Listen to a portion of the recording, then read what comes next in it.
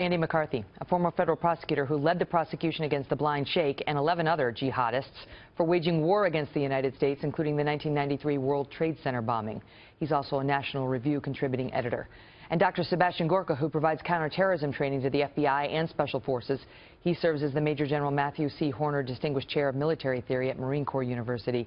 His website is thegorkabriefing.com. Thank you both for being here. So now it looks like they were both in on it fully, and that she came here radicalized, which is what people believe to begin with. Andy, you made an interesting point today, which is to say that she came here radicalized actually isn't saying much. Why? Well, she's from Saudi Arabia, or she spent a lot of time in Saudi Arabia after leaving Pakistan. If you were in Spain and somebody was over there speaking Spanish, you wouldn't say looks like a radical, you'd say looks like a citizen.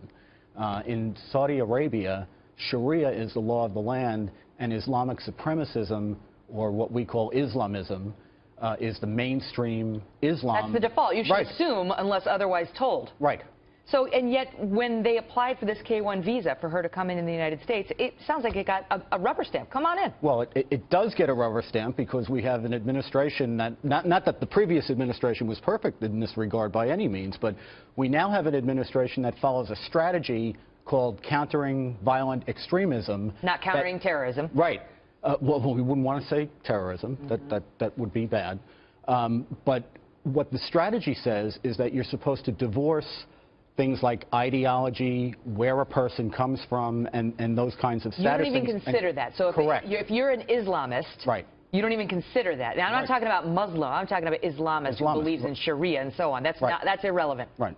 Right. Well, the point is they want to, the administration wants to cooperate with the Muslim Brotherhood, which means they have to figure out a way to erase radicalism from the equation. So the way you do that is you say, we're not going to look at that. We're just going to look at conduct. Didn't hear it. It didn't happen. Dr. Gorka, when you hear more about how this plot unfolded, and now we heard that in the mother's car they found the packaging from one of those GoPro cameras and the money that was either, now it looks like they don't believe that was foreign deposited, but that they took out a loan prior to unleashing this hell. What does it tell you? These are indications that this is really classic jihadi tradecraft. So if the GoPro report is true, that means they prepared to video their attack for later use by ISIS or somebody else in their propaganda videos. Even if the money didn't come from abroad, we have a report coming out in the mainstream media just later today that will prove, or at least indicate, that ISIS has made $100 million in the last year on the internet through bilking, through doing false loans under false pretenses. So even ISIS is doing this. This is on Breitbart.com later today, which means they're following an ISIS strategy. So we don't have to have command and control back to Iraq or back to Syria, just patterns of what they're doing, surveilling a place beforehand, classic jihadi tradecraft, videoing it, using money under false pretenses to pay off people, to reward people, relatives who may survive. We've all seen this before. And one very important thing, female jihadis, not new. We've had the Black Widows in Chechnya. We've had the woman in Paris. The first suicide bomber in Iraq, the first female suicide bomber, was a Belgian convert who was a woman. So this shouldn't surprise anybody. What about the fact that, I mean, I think a lot of people are still surprised that, okay, she was here, she was radicalized, whatever, however you want to say it. She's got a 6-month-old. She has the baby while she's planning to commit mass murder? I mean, I still think a lot of people don't understand that, Andy. Megyn, I think that we have to take a step back and look at all of the suicide terrorism that we have, all of the jihadists who have put their lives in danger and often killed themselves in the course of this.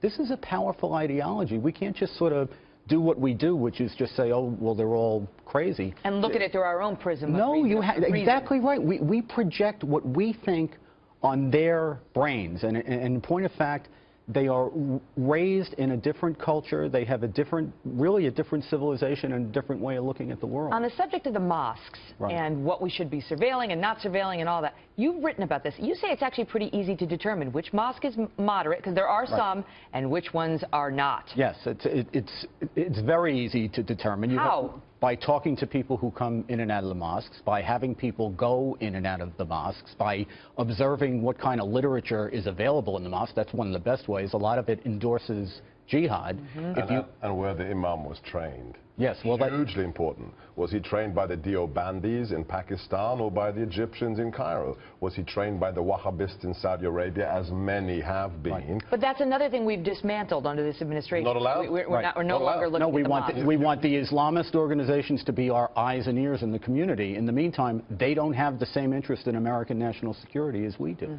And so what do we do about that? I mean, because we've got civil liberties and we have a president who doesn't believe in that, and you have to strike some balance between, you know, sort of where Trump is on some of these issues and where the Constitution is. No, this is not a constitutional issue. They've made it into one. There's no national security. There's no constitutional prohibition against sending informants into a mosque or doing surveillance. I was talking about his register all Muslims comment, which that would not only be unconstitutional, it would probably be stupid, because the only people who would register would be the law-abiding people. Right. But the fact of the matter is, in all of our terrorism cases, guns, transactions, all kinds of planning in the mosques. Thank you both so much. Also tonight.